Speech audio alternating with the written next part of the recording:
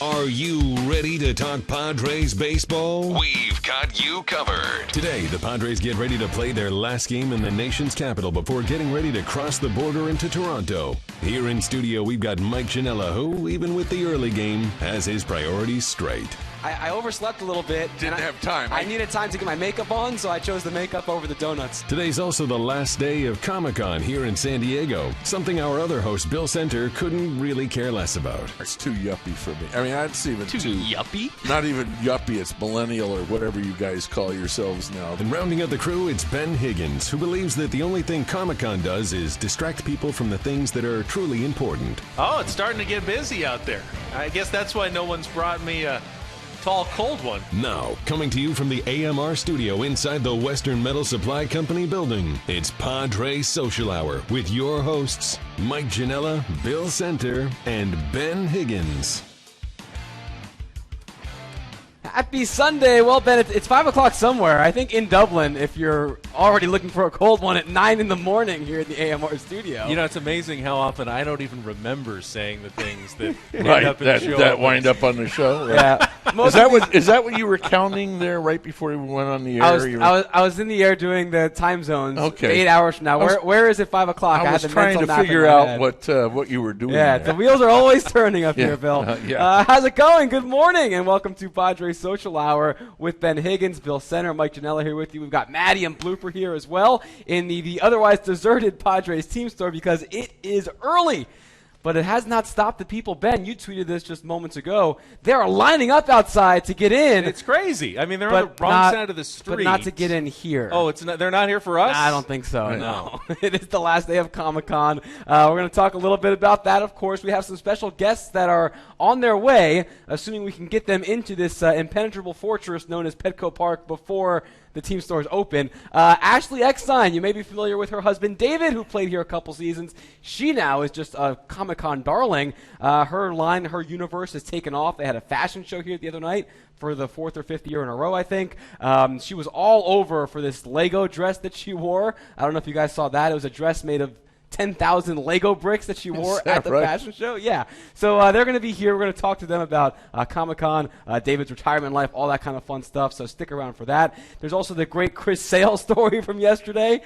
No way we can't spend some time on that. I mean, one of the great baseball stories of all time. That was nuts. It was so great. Also, it's Hall of Fame Day out in Cooperstown. Ken Griffey Jr., Mike Piazza getting inducted. We'll definitely spend some time talking about the two of those guys. Anything you'd like to jump in on as well, make sure to use hashtag PadresSH. Just let us know you're watching and up early. I know it's Sunday mornings can be tough, so just say hi. We're looking forward to hearing from you. There's also the chat happening live at Padres.com/social hour. You guys, you ready to go? You're roaring on this Sunday morning? Yes. I'm feeling good. Awesome. Tough loss yesterday, but feeling like the Padres can take the series and the season series all on the line today. Right. Yes, playing 4 here and 3 there, so that's good. No season split, so it all comes down to this one. It's going to be Christian Friedrich against the phenom Lucas Giolito for the Nationals, and that first pitch coming your way in just a little bit. But let's talk about yesterday. So, unfortunately, I think this is going to be the new reality for the Padres as they continue potentially trading pieces off, is that Andy Green's going to have these guys fighting. You know, games will be close. I don't think they'll be getting blown out too much, but you will suffer your fair share of walk-offs, second time in a couple days, one-run losses, tight games, and unfortunately I think then the talent will not be measuring up, and you'll play hard, but you'll lose, and it's still a loss. Anything they could have done differently yesterday to maybe swing that game? I know some managerial decisions in that top of the ninth. When you get a leadoff man at second base, some people were thinking maybe you bunt him over, don't let Solarte swing away. Anything you see yesterday that could have swung it? Well, in the top of the ninth, I saw those tweets last night. 1, Solarte is not a great bunter. 2, Kemp does not have great speed. I think either they might have had a play at third no matter what. I mean, Solarte hit the ball on a line. I mean, he rocketed it. It was right at the center fielder. Unfortunately, that could have easily got over his head, scored the run, and you've got a runner at second base then, to add on to the lead. But Solarte bunting there. I'm not bunting with my cleanup hitter, particularly when he's not a great bunter and the guy on second does not have great speed. You're just bunting into an out at third. Yeah, the one thing that the Padres didn't do yesterday, and I was kind of worried about it, when you're going up against Max Scherzer, you don't get a lot of productive outs in a game like that. He struck out 10. I think the Padres struck out 13 total. So, they scored the way you have to score. Brian Schimpf hit one, a mile, and they got their 2 runs. But other than that, they weren't able to move runners over, weren't able to get a lot of runners on base, and that makes it very hard to score runs. You basically need to win a 2-1 game. And while Edwin Jackson, for the second straight time, performed very admirably, the Nationals were able to tie it up, and it was just too hard for the Padres to get that. They just didn't get the big hit when they needed one. I mean, outside of Morrow, Mauer, and Buchter right now, I really don't have much confidence in this bullpen. I really don't. So that being said, wouldn't you have wanted to maybe push the envelope, even if Solarte's not a great bunter or Kemp's not speedy, to not have to worry about maybe pitching multiple innings after that top of the ninth? Just go for that 1 run? I think you need more than 1 run right there. Really? Yes. Well, think about it. Had they scored the 1 run, they still would have given up the run in the ninth. They would be 3-3. Yeah, but they would have had Mauer in. You would have had Mauer in, right? But yeah. But I go for more. I don't bunt there because I don't think they can execute the bunt. I don't think Solarte can get a good bunt down, and Kemp going to third he's slow. You rarely see a cleanup hitter bunting. Right. You don't see a cleanup hitter bunting, and he's not a great bunter to begin with, and you're just bunting into an out at third, quite honestly. Yeah, you would have thought Andy Green, of all people, maybe had been open to thinking outside the box there, but obviously he went with a more traditional route. Right. Now, if you've got Jankowski at second and Myers up, with the way that Myers right now is a little bit, but with that matchup with Kemp on second and Solarte at the plate, I'm not bunting. All right, and Andy Green didn't, and it ended up with a loss because they gave up that run right away in the next bottom half of the inning. You mentioned Will Myers, and your voice kind of trailed off there because his performance has trailed off a little bit lately. He's now 4 for 29 since the All-Star break, and everyone is quick to point out the home run derby ruined his swing, but I think he just had so much going on that week. Do you think his ambassador duties over All-Star week kind of sapped him of a chance to recharge, or is this just a regular slump that he'd be in no matter what? I think this is a slump, but let's face it, he was more active over the All-Star break than even most players attending the All-Star game were. So easily. Right. Yeah. I mean, he did everything. He was at Fan Fest.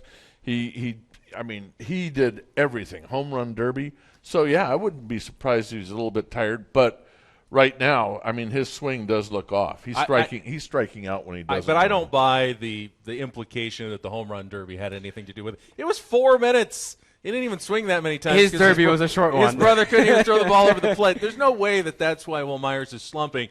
I do think he did a lot over the All-Star break, didn't get the break other players did, but let's not forget, Will Myers was kind of slumping going into the All-Star break as well. He didn't have his best week and a half going into the All-Star break. So he was already not swinging. I'm sure he's going to pull out of it at some point, but I'm not blaming it on the home run derby. I'm not really blaming it on the activity. Will Myers has so much energy. I mean, you know that. Right, but there are times where I've seen it. I have actually seen it where the home run derby guys' swings do change, and it takes them a while to get back in sync. But, I mean, to that point, his home run derby was only 4 minutes long. Maybe it's the plunking from his brother is having an adverse effect on his swing or something. Maybe it's really messing up his body there. No, I mean, Will, and we saw this, he started the season hot, and then he went into that slump. Right. He had the unbelievable June, unbelievable only until we actually saw him do it, and then a little bit of a tail off into the All-Star week. But, I mean, it was everything. He took that ambassador role to heart. And for a guy who is that high energy, I think you do need a little bit of a breather once in a while, and generally, he hasn't had that. When you see guys strike out inordinately like he is right now, he's striking out more than he normally does. That means his mechanics are off a little bit. And, I haven't looked at his stride that much, but I'm sure they've looked at it, that it's probably something that they believe is fixable, and they're going to let him run right through unless you're Tony Gwynn, you're going to go through a couple of slumps over a course of a baseball season, no matter who you are. Look at Bryce Harper. He's the reigning National League MVP. He's got something off with his swing right now. It was pointed out a couple of times on the broadcast, TV, and radio yesterday. They worked around Daniel Murphy to put 2 on for Bryce Harper, the MVP, because they know he's just not swinging well. Right. And, they struck him out because he's got a bit of a hole in his swing right now. Swinging for the fences, whatever it is, the Nationals need to diagnose that, just like the Padres just kind of need to get in the cage and diagnose it with Will Myers. One guy who does not need any help, Ryan Schimpf. Another home run yesterday. You mentioned it earlier, Ben, that one that he tattooed off of Scherzer. And it leads Major League Baseball, not just for rookies now, just all of the bigs in home runs. And it sparked some conversation, and we talked about it on the show a couple days ago when you were here, Bill, about what does this do to Corey Spangenberg's place on this roster. If Spangy comes back healthy, is it Schimpf's job to lose? Looking to next year already, who goes in as the prohibitive second baseman in spring training? You on Twitter yesterday, Bill, put a new horse in the race. Right. But this is now all of a sudden Schimpf is making this position a very debatable one on this roster. It's too soon. It's too soon. There's just not enough at bats yet. I like Ryan Schimpf. I love what he's doing, but it's awfully soon to anoint him the second baseman of the future. He spent 7 years in the minor leagues where he didn't have great production. He's had great production this year. The question is, does it continue? Now, some players do figure it out. It takes that long, and they figure it out, and after that they become different players. And maybe Ryan Schimpf is there, but there's been a lot of other players as well who Hurricane Hazel. They just have a great couple of months, and they go back to then being the player that they were before. So the Padres need to be careful before anointing anyone, and they don't have to. I mean, that's the beauty. They're all young, controllable players. They don't have to anoint anyone. They can go to spring training, make it an open job, see who is performing the best, and then make their decision then. 57, the Braves brought up a guy named Hurricane Hazel because they had Great name. Right. Injury in the outfield. The guy hit .413. Great average. Through the end of the season. Next spring, he was out of the major leagues in 60 days after the start of the season. A good precedent, but things do change. 1957, it's a long time ago. Right. Things are a little bit different. Yeah, but still. But the guy you said yesterday, don't forget about Suaje down in the minors who may come up and make this an issue. I'm going to call him Hurricane Schimpf. For now on. All right. Maybe Tsunami Schimpf. Keep the alliteration in check. We were asking if anybody's up and watching us. Ron Hootman tweeting in, "Good morning. I'm up. #PadresSH." Well, good morning, Ron. Thanks for joining us. Anyone else who's watching, by the way, it's the last day of our contest. A contest which has sputtered a bit, so we're looking for a big last day charge. So remember they gave away this Hall of Fame coffee table book here at the Padres a few weeks ago. Well, Randy Jones himself has autographed this copy. We saw it here the other day with his 1976 NL Cy Young inscription.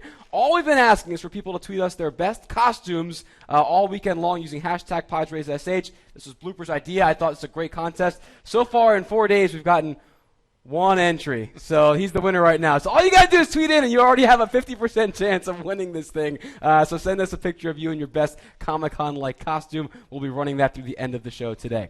All right, well, I just saw them walk in. So Ashley Eckstein, David Eckstein are here. They're looking awesome. And is that a Wonder Woman jumper you got on? Captain Marvel. I saw the red, white, and blue and the yellow, and I immediately went to the wrong way. But they're going to be coming on and talking Comic-Con and some baseball. It's going to be fun. So we've got a fun rest of the episode. Do not go far. Hey, guys, the next baseball night in San Diego is Saturday, July 30th, when the Padres face the Reds at 5:40. All fans in attendance will receive a pair of SD earbuds presented by United Airlines. Get tickets at Padres.com.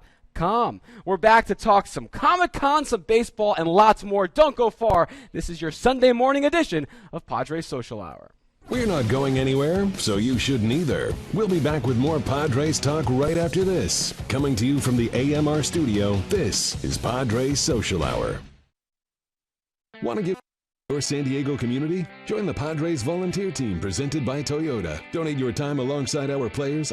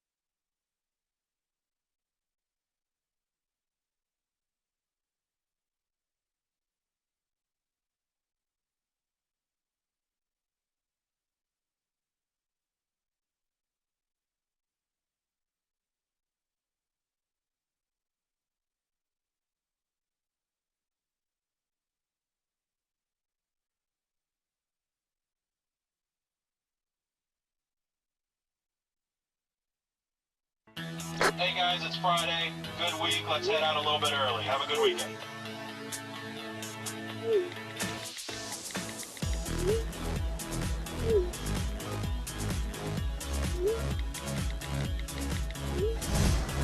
Relax, unwind, and grab a drink with your gang before catching Padres baseball. Be at any party in the park for a chance to win tickets to this year's All-Star Game. Pre-game happy hour series. Every Friday game, always at 5 o'clock. Visit Padres.com/party. Before every game, get your Padres talk on with us. This is Padres Social Hour. We're here in the AMR studios. Good morning, and thanks for joining us, getting you set for Padres and Nationals Game 3, the rubber match out in D.C. It's been Comic-Con here all week, and obviously we've been talking baseball, so now I am super excited to have these guests. And you guys, you can relax. You can, chill back. Yeah, nothing so on edge here. This is, we're chilling. It's the X-Signs. It's Ashley, who's been crushing Comic-Con now for like 3 years running. David, who you might be familiar with, who used to call this place home here on the field. And now you guys are here. I'm sure it's been a crazy week. Thank you, first of all, for taking the time and here early in the morning. Not a problem. Thanks for having us. Oh, it's a pleasure. I mean, you guys must be just like all over the place this week. I mean, how's the itinerary been? She's been slammed. We've been everywhere. Yeah, it's been a little crazy, but it's a blast. This has been kind of my world. I've been immersed in this world since really 2007 was my first Comic-Con that I came to. And I started my company, Her Universe, actually when David was at the Padres in 2010. So we've really, this has kind of become our world. So it's an exciting time. Yeah, anyone who's not familiar, you may know the voice if you've watched Star Wars, Clone Wars, or Rebels, the animated series. Asuka Tano, that's the right way to pronounce it? Oh, no, it's hard. It's Ahsoka Tano. Ahsoka Tano, thank you. That's okay. Everyone mispronounces it. I'm a big Star Wars guy, too, and I've been in full Darth Vader costume on this show this season. And even me, some of the names, it's just like, guys, it's cut us some slack on the pronunciations. But also, Her Universe is what you're referencing. That's your apparel line. It's more than apparel, too, but it's kind of, I'll let you describe it. You can do a better job than me. The funny thing is it has some sports origins. I was inspired by Alyssa Milano, and Alyssa has her line called Touch, which is sports merchandise just for female fans. And when David was playing, I went in about 8 seasons when I knew David, I went to close to 1,000 baseball games. I love baseball, and I wanted merchandise made for me to wear. And, I was so happy when Alyssa Milano came out with her line. And when I became immersed in the Star Wars world, I wanted Star Wars merchandise made for me. And it was about 2009, I went shopping, and I came up empty-handed. There was nothing made for women. So I came to David, and I said, look, nobody's doing what Alyssa Milano is doing for sports. Nobody's doing that in the sci-fi world. And I said, I'd love to start my own company, called Her Universe. And he was so supportive. He's like, I fully support you. I'm busy with baseball, so just go do your thing and find the right people that kind of know how to run a business, to help us. And so that's what Her Universe is. It's a merchandise line made exclusively for female sci-fi fans. Half of all sci-fi and fantasy fans are women. So half of the attendees here at Comic-Con are women. And the market that needs to be served. Yeah. Definitely. And she says exclusively for females. This is actually one of the shirts. So there you go. I rep as well a little bit. I make him a couple of T-shirts, just for him. That's a great model. So, David, when you guys were discussing, as your playing career was coming to an end here and Her Universe was taking off, what was that like for you once you did hang up the cleats? Is there any involvement? Or are you just a big cheerleader? Like, what do you do now? No, definitely a little bit of involvement. I'm more on the higher level when we have the big meetings, making the big decisions, especially around the money and that aspect and acquiring new licenses. That's where I was at. And like you said, I was my 10th year, with baseball, had a decision to make. Do I continue playing or do I support my wife doing this career? I had 0 surgeries coming out, and I was still being able to walk, and I always wanted to go out when people still wanted me. So I thought it was a perfect timing to transition to help my wife with this company. The funny thing is, he was a shortstop and a second baseman in his career, but in his post-playing career, I call him my closer because I usually bring him in at the end for the big meetings, and he's closed quite a few deals for me, because a lot of the executives are baseball fans. Sure. And, so he's my closer now. Do you bring in the World Series ring or the MVP trophy, put it on the table, and be like, you want to be in business with us? I have not done that yet, but it's funny the crossover between these execs that truly love baseball and walking into the meeting and kind of knowing how I played my career, then looking at Ash going, I know you're going to give 100% for us as well. So it really transitions her to be able to, get these deals done.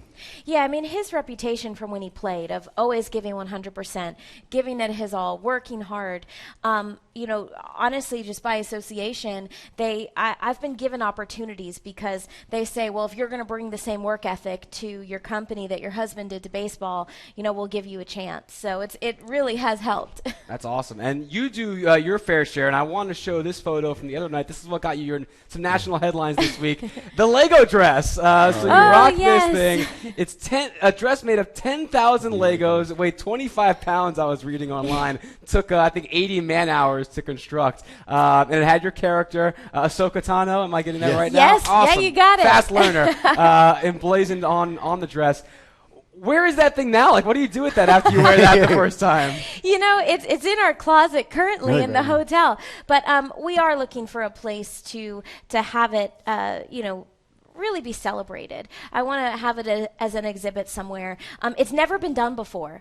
Lego Couture has never walked a runway. So it was the first time. I guess you could say it's record-breaking. But Nathan Sawaya, his website is artofthebrick.com. He's a world-renowned Lego artist. So his Lego sculptures travel the world, and I got to know him, and I was looking for something crazy to do for the fashion show. I mean, it's geek couture. So you need something couture. Really got to stand out. It has to be inspired by something, something geeky. And so a Lego dress, I mean, it doesn't get any more geek couture than that. And Nathan agreed to make me my dress. But he said, one problem, I'm not a fashion designer, I don't sew. So the winner of our fashion show from 2014, he actually sewed a dress.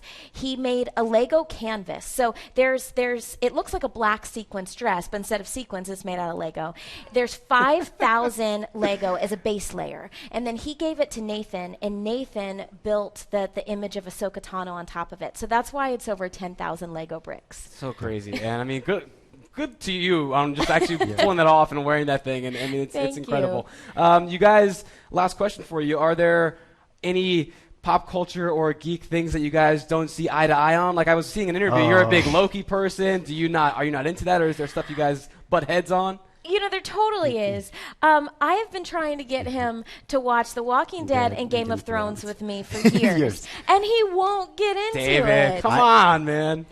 Well, especially during baseball season, there are so many games, trying to follow all of those games and then having to recap in the morning with them. To find time to sit there and watch these series, it's just very difficult with my habits of my love of baseball. Yeah, and so it's not really his thing. But I will say he watched Battlestar Galactica with me from start to finish. Nice. And so we powered through that. So there's a couple things he gets into. I mean, Star Wars. We got to go to Marvel. a cast and crew screening of that. Marvel. So there's some things he likes. I would say more the action adventure rather than horror and gore. All right. Well, now you know. If you're looking to get David a gift set or anything for his birthday, now you know what to stay away from and what to go to. Thanks so much, Ash. We really do appreciate it. And David, Bill, you're one of his top 3 favorite players of all time. So are you okay staying for one extra second to chat with Bill? Definitely. Awesome. Definitely. No cool. problem. So David's going to stick around. Bill will come back. Ashley, I mean, thanks so much. Mike, thanks for I'm sure your having us. schedule's packed, and we really appreciate you taking some time. No worries. Thanks for having Our us. Universe, again, check it out. Some really great stuff. Thank you very much. Thank you. All right, guys, you can join the Padres in helping to create a world without cancer by participating in Padres Pedal the Cause, an annual cycling fundraiser November 12th and 13th, starting and ending at Petco Park. Anyone can ride, even kids. The event is much more than just a ride. Check out more details and learn how you can get involved at gopedal.org. David Eckstein is sticking around. Bill Center will rejoin us. Stick around too, why don't you? This is Padres Social Hour. Your home for everything Padres before every game all season long. More of Padres Social Hour continues right after this. Hey guys, it's Friday. Good week. Let's head out a little bit early. Have a good weekend.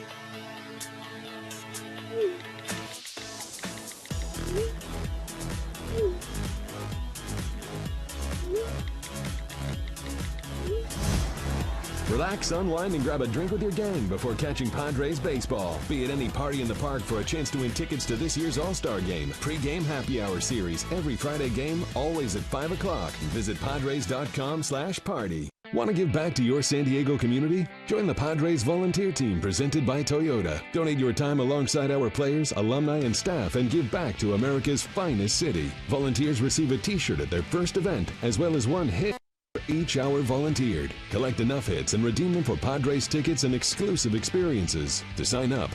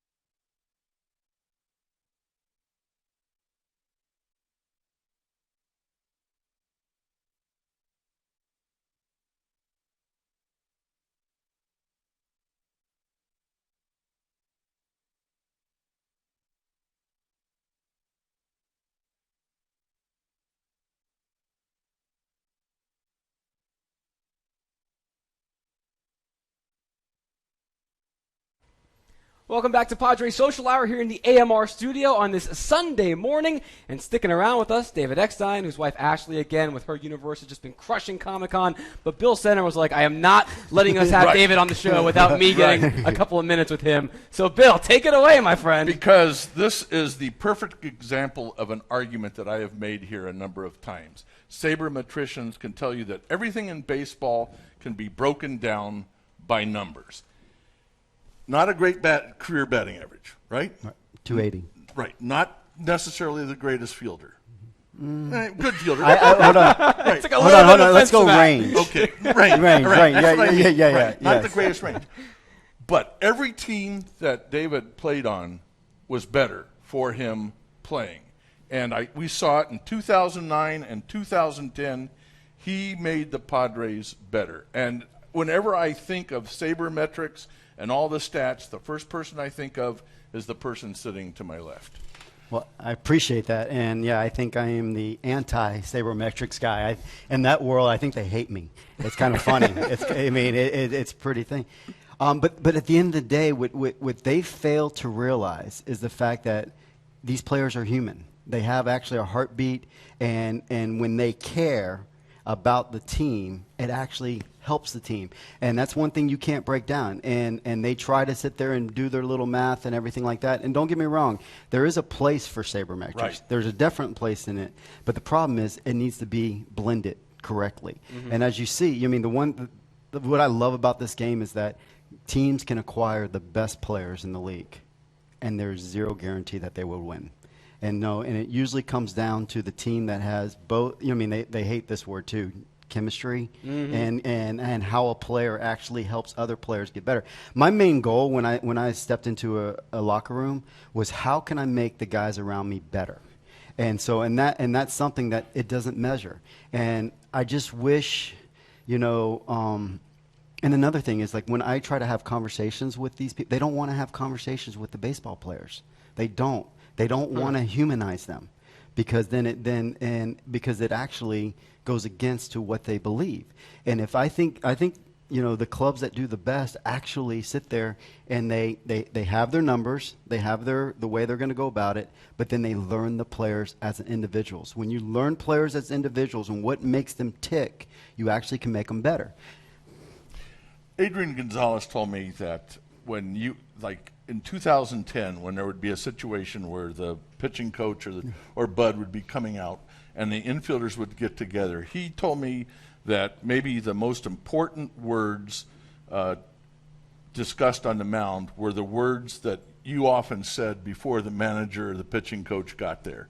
And he said it just struck a chord with everything, that David had the ability to settle us down, think about what we're going to do with the next play. And the one thing, you always try to put the player in the best position to be successful. And that's what everything I tried to go about when I played. And when I was around those type of guys, I was very fortunate to play with like a Garrett Anderson, Darren Erstead, and Tim Salmon early in my career, who really showed that way. Then went to St. Louis, and I had Larry Walker, Scott Rowland, Albert Pujols, these guys. And it was, in as much as you want to say, it was always about the team. And they knew a way to calm the guys down. And I sit there and I say this, yes, I was very fortunate to win championships in Anaheim and in St. Louis, but my funnest days were actually playing here when I was actually kind of the mentor, because I love passing that stuff on. I'll give you a perfect example.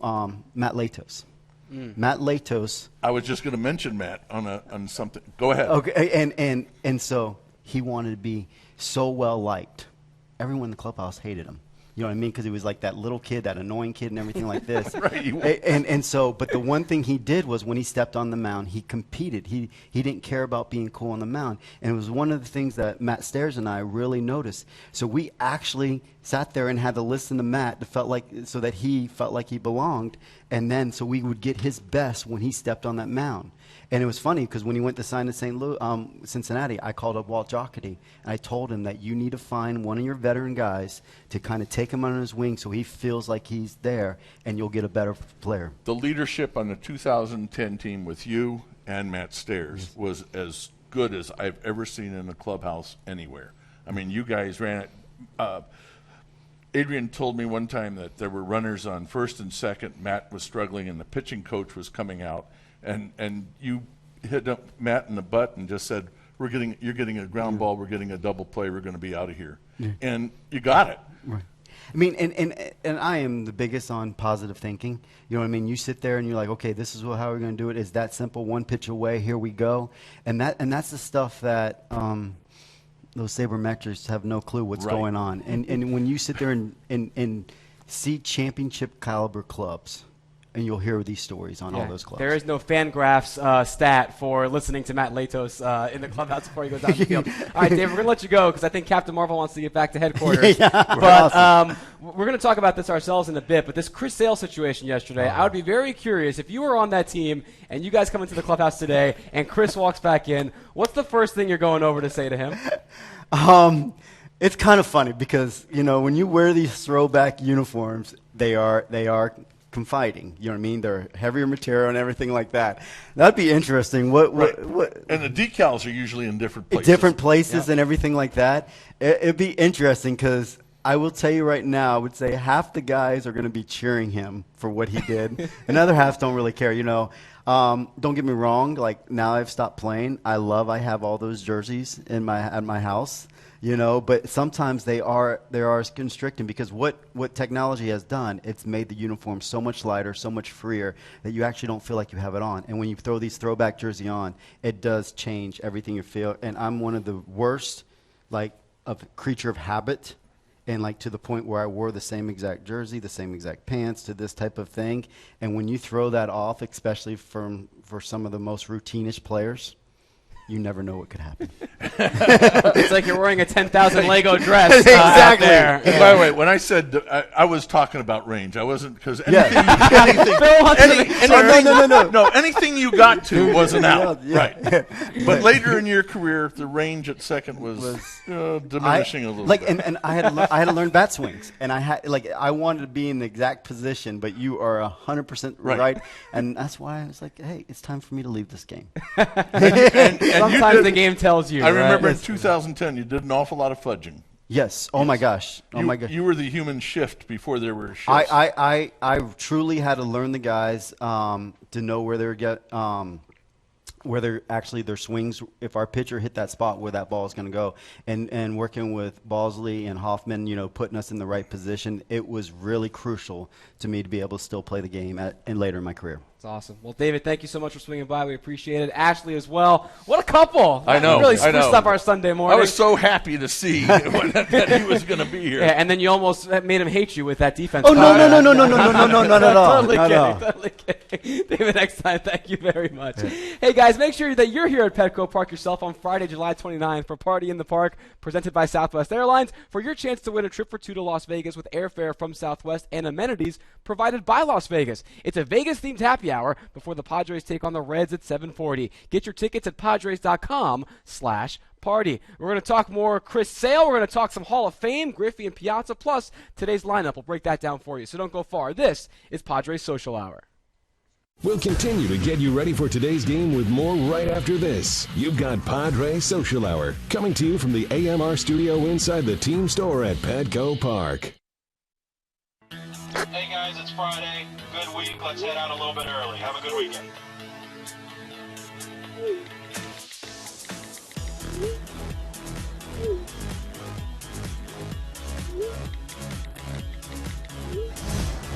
Relax, unwind, and grab a drink with your gang before catching Padres baseball. Be at any party in the park for a chance to win tickets to this year's All-Star Game. Pre-game happy hour series. Every Friday game, always at 5 o'clock. Visit padres.com/party. My wife Brooke and I started dating in 2004. We were married in 2010. Brooke was a joy to be around. In early 2013, she was diagnosed with melanoma. It spread to her brain and passed away on October 19th. To honor Brooke, to continue her philanthropic work is incredibly meaningful for me. Padres Pedal the Cause, November 12th and 13th. For more information, visit gopedal.org.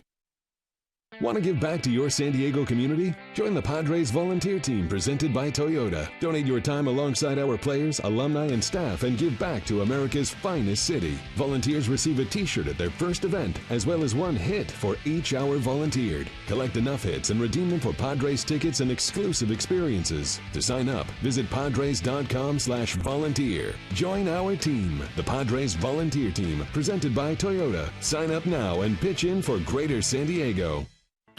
Hey guys, it's Friday. Good week. Let's head out a little bit early. Have a good weekend.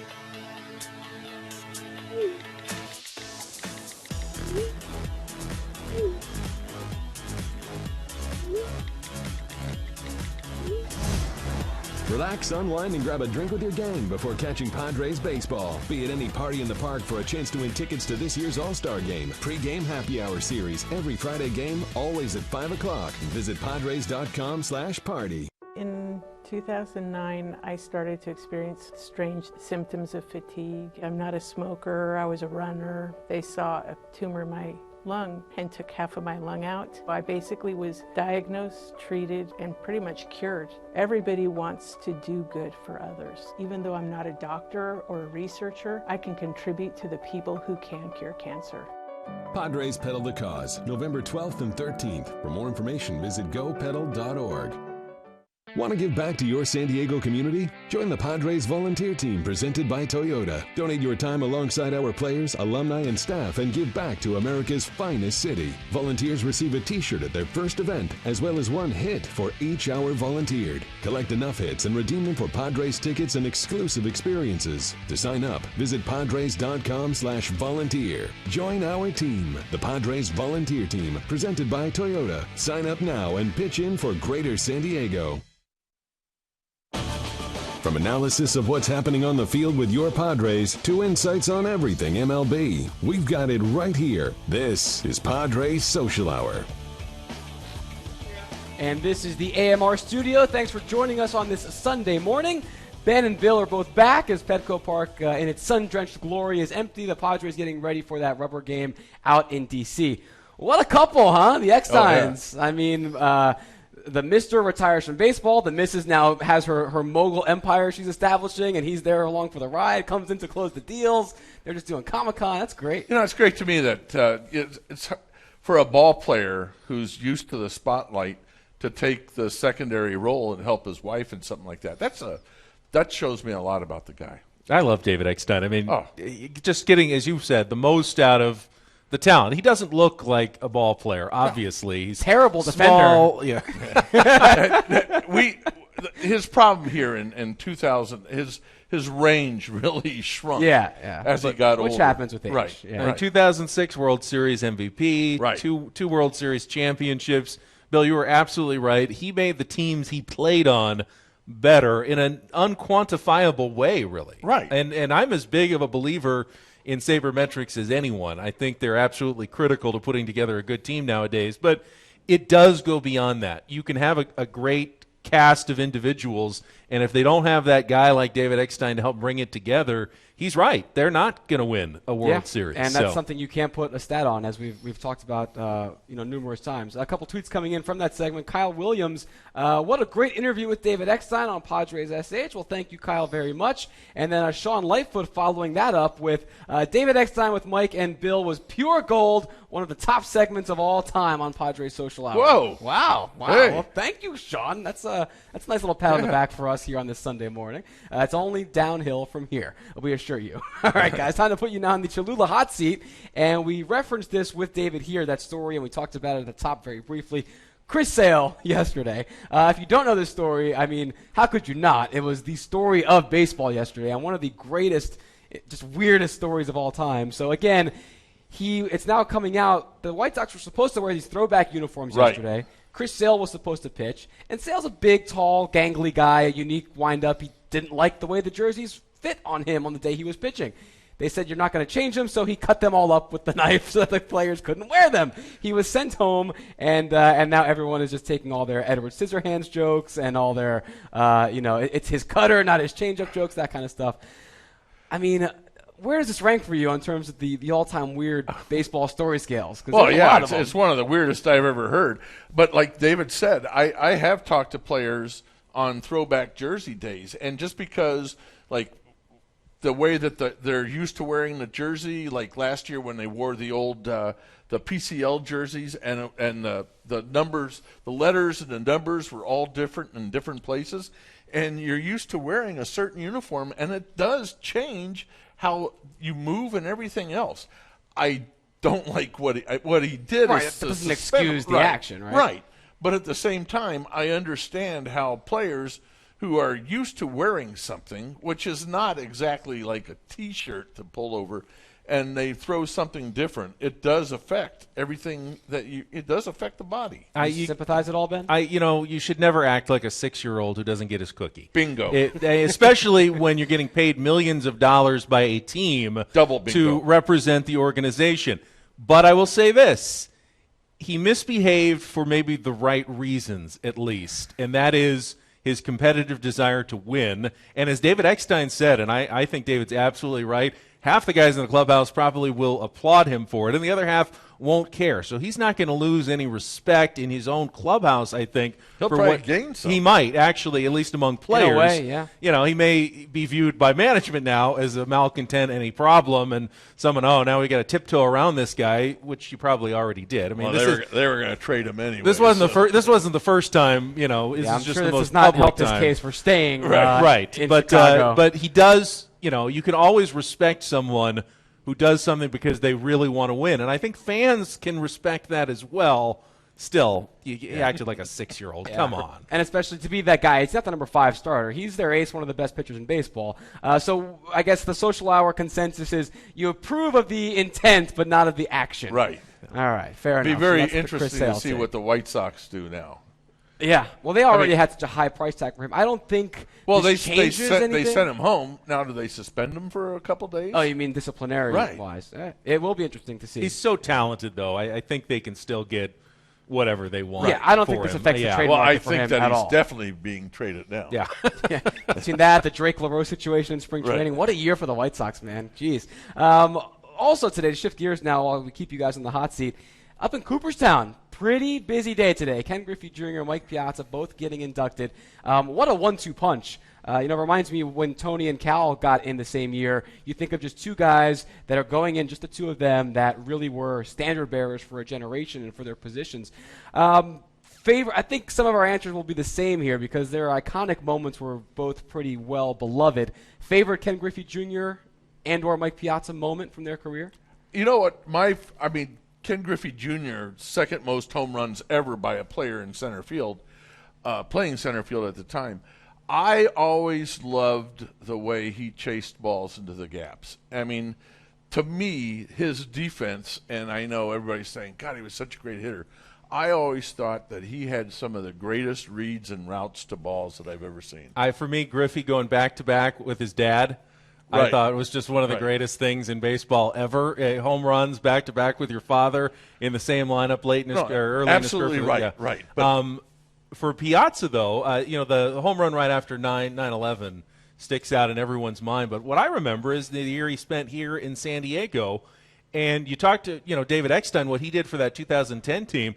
I think Mike Piazza did a lot for that team, the last Padres team to make the playoffs. He had 23 homers. He had like a 270 average that year. He caught, I think, like about 115, 120 games a lot more for the games Padres. Than they thought he would. Yeah, absolutely. He did a lot for that team, and I don't think he gets quite remembered as much during that season, but he was very important for that last Padres playoff team. Got his 2000th hit here. We're watching that post 9/11 home run. For me, my favorite, not just Piazza, my favorite sports moment of all time, personally, having grown up. I mean, we were sent home from school on September 11th and early, and the school buses from them, we could see the plumes of smoke. We were right there growing up right across the river. And so for all that meant to my community and being a Mets fan at that age as a kid, I was 15, 16, and we didn't know how to react. We didn't know how to feel, how to get back to normal. And I remember watching that game against the then-hated Atlanta Braves, sitting on the floor of my living room. And I'm pretty sure I blacked out when he hit that home run, because next thing I remember, I'm running around the living room, hugging my dad. And it made us feel normal again. And it brought baseball back to being fun again. And with everything that just happened then, and for me personally, that always stands out. For Griffey, I mean, the wild card dash home to score against the Yankees in '95. I think everyone kind of has that as their big Griffey moment. For me, I was 10 at the time. I was like, man, this guy's the coolest guy, and he's laughing and he's smiling in the dog pile. I mean, just two players who really encapsulated an era of baseball. I will say this, though. I'm not 100% convinced Mike Piazza was a Hall of Famer. He got in. He was certainly maybe the greatest hitting catcher of all time.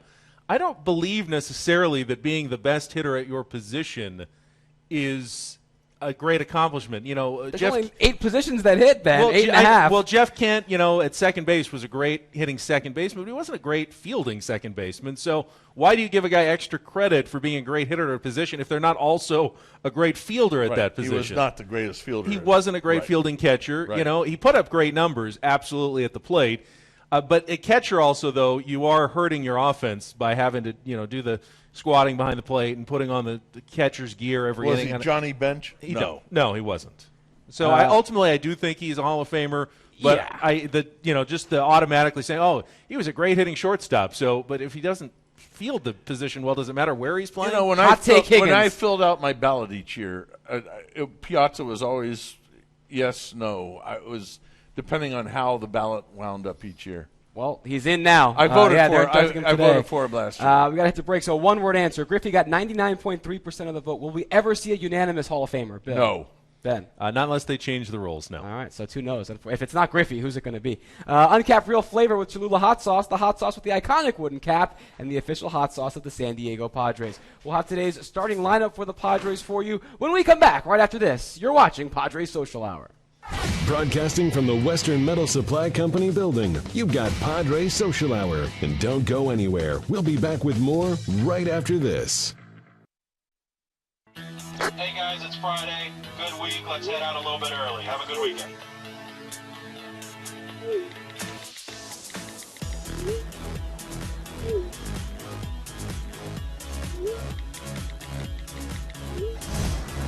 Relax, unwind, and grab a drink with your gang before catching Padres baseball. Be at any party in the park for a chance to win tickets to this year's All-Star Game. Pre-game happy hour series. Every Friday game, always at 5 o'clock. Visit Padres.com/party. Want to give back to your San Diego community? Join the Padres Volunteer Team presented by Toyota. Donate your time alongside our players, alumni, and staff and give back to America's finest city. Volunteers receive a t-shirt at their first event, as well as 1 hit for each hour volunteered. Collect enough hits and redeem them for Padres tickets and exclusive experiences. To sign up, visit Padres.com/volunteer. Join our team, the Padres Volunteer Team, presented by Toyota. Sign up now and pitch in for Greater San Diego.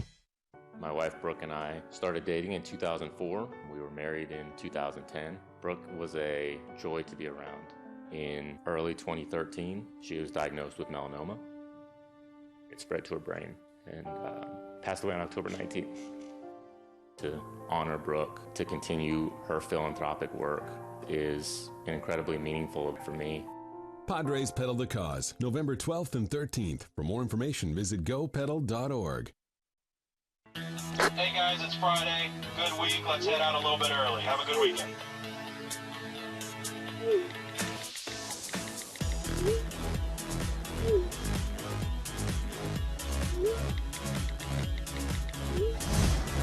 Relax, unwind, and grab a drink with your gang before catching Padres baseball. Be at any party in the park for a chance to win tickets to this year's All-Star Game. Pre-game happy hour series. Every Friday game, always at 5 o'clock. Visit Padres.com/party. We're talking Padres all season long. This is Padres Social Hour, coming to you from the AMR studio inside the team store.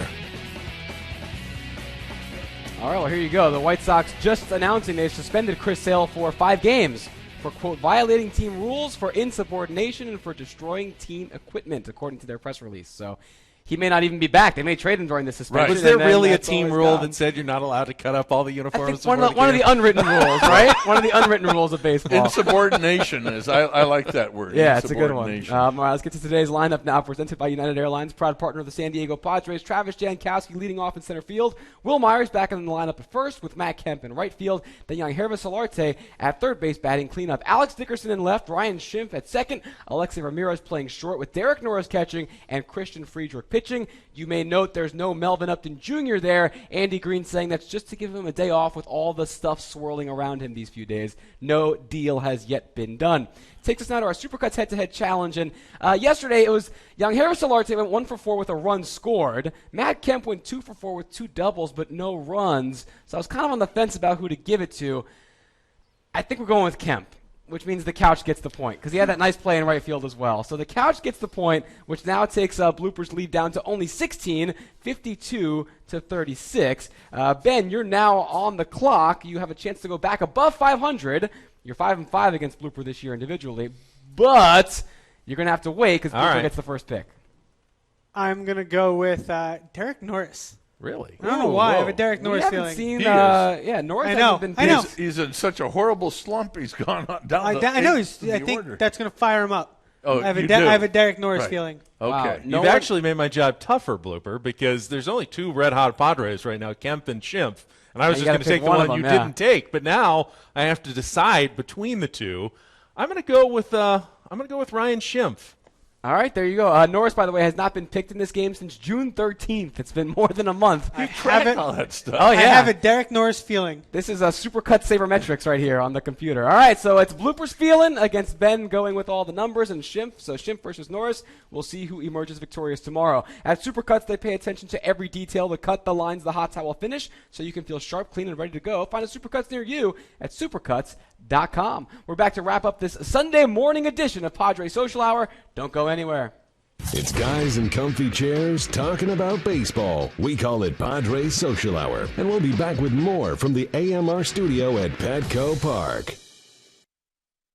Want to give back to your San Diego community? Join the Padres volunteer team presented by Toyota. Donate your time alongside our players, alumni, and staff and give back to America's finest city. Volunteers receive a t-shirt at their first event, as well as 1 hit for each hour volunteered. Collect enough hits and redeem them for Padres tickets and exclusive experiences. To sign up, visit padres.com/volunteer. Join our team, the Padres volunteer team, presented by Toyota. Sign up now and pitch in for Greater San Diego. Hey guys, it's Friday. Good week. Let's head out a little bit early. Have a good weekend.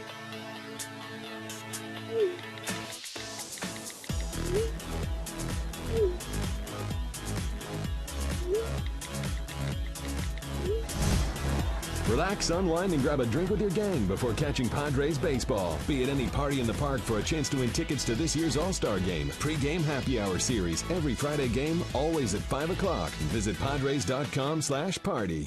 In 2009, I started to experience strange symptoms of fatigue. I'm not a smoker. I was a runner. They saw a tumor in my lung and took half of my lung out. I basically was diagnosed, treated, and pretty much cured. Everybody wants to do good for others. Even though I'm not a doctor or a researcher, I can contribute to the people who can cure cancer.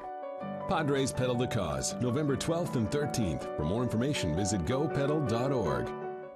Want to give back to your San Diego community? Join the Padres volunteer team presented by Toyota. Donate your time alongside our players, alumni, and staff and give back to America's finest city. Volunteers receive a t-shirt at their first event, as well as one hit for each hour volunteered. Collect enough hits and redeem them for Padres tickets and exclusive experiences. To sign up, visit padres.com/volunteer. Join our team, the Padres volunteer team, presented by Toyota. Sign up now and pitch in for Greater San Diego. Get ready for every Padres game with us. Coming to you from inside the team store at Petco Park, this is Padres Social Hour. So Blooper and I went exploring around Comic-Con a couple days ago, and big Ghostbusters fan that he is, he ran into the actual Ghostbusters car and took a picture, tweeted it out, said, "I am afraid of no ghost." And it got me thinking, if you could own any one pop culture car in real life. Pop culture is a great word. Yeah. What would you pick? Ben, go ahead. I probably watched Back to the Future 50 times. I want a DeLorean. Yeah. How about you, Bill? I want a Ford GT40. From Le Mans? Yeah. But, I mean, that is a real car, and that's what I want. The DeLorean's real, too. Right. Blooper, is the Ghostbuster mobile your pick? It's between that and the DeLorean, but I want to go back in time. I picked the DeLorean. All right, fair. I think you guys know that the DeLorean doesn't actually come with those capabilities. The flying version. Yeah, I want the flying version. I want to go back. Right. And I can do what I want. All right, good luck. Bad car, man. Batmobile. How have none of you picked the Batmobile? It was That's a thought, my pick. Honorable mention, Kit from Knight Rider.